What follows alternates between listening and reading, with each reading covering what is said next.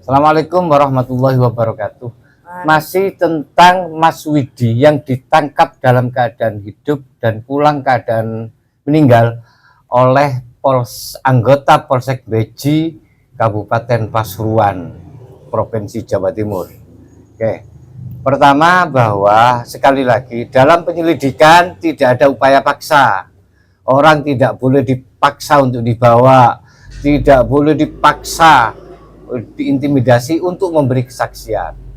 Nah, itu jelas diatur di KUHP. Polisi tidak boleh melakukan itu. Kemudian upaya paksa itu dilakukan ketika ada penyidikan, tapi tetap menangkap orang itu harus ada izin pengadilan. Kemudian ditunjukkan kepada keluarga ini mau menangkap suratnya. Kemarin tidak ada, nggih? Tidak ada ke keluarga Mas Widi. Kemudian penyelidik saja, bukan penyidik, masih penyelidikan, wajib menunjukkan tanda pengenal. Tidak ada yang menunjukkan tanda pengenal ke keluarga. Oke. Kemudian menyita barang. Menyita barang itu harus ada kaitannya dengan pidana yang disangkakan. Dan upaya itu harus ada izin pengadilan. Kemarin ditunjukkan? Tidak ada. Itu komputernya sinten? Saya. Nah, bukan miliknya Mas Widi. Polisi ngasih tanda terima bahwa barangnya dibawa? Tidak. Artinya semuanya itu tidak sah. Jadi tidak bisa aparat hukum itu bertindak sewenang-wenang kecuali dia harus ikuti KUHP. Ada diatur di sini. Kemudian, Mas, ketika meninggal jenengan memandikan, ada kejanggalan apa?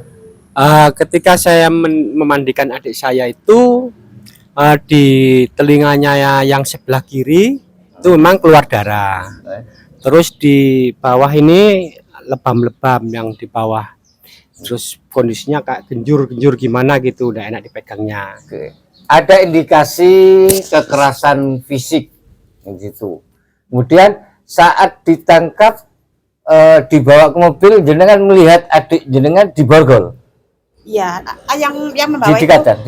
Saya tidak melihat, tapi yang membopong itu adik saya. Oh, menurut kesaksian adiknya diborgol. Iya, tapi adik saya itu ngomong kepada saya membopong kakak Widi, sudah keluar busa dan tangannya diborgol, tapi sudah tidak bergerak gitu.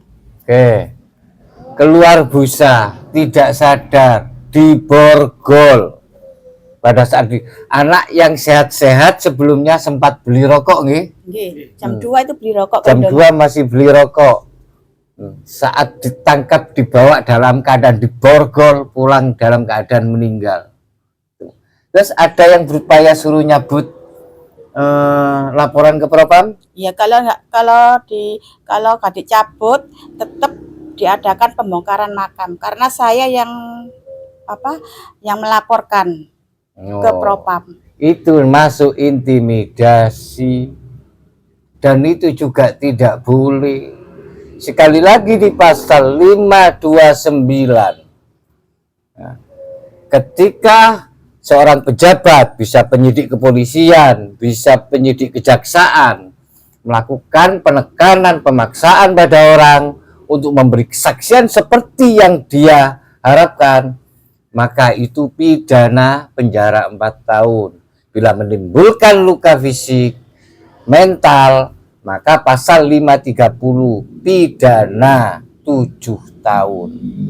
Dan ini berlaku juga kepada aparat hukum, sebab hukum pidana tidak hanya berlaku pada rakyat.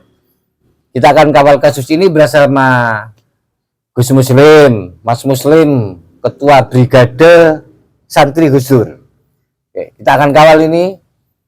Kalau tidak ada pergerakan dari Polda dan Kabareskrim, kita akan bawa ke Komisi 3 DPR RI. Harus mendapat hukuman yang setimpal. Kesewenang-wenangan terhadap rakyat jangan pernah dilakukan. Terima kasih dari saya Maulana, Direktur Advokat Indonesia. Hadanallah wa iyyakum ajmain. Assalamualaikum warahmatullahi wabarakatuh. Waalaikumsalam warahmatullahi wabarakatuh.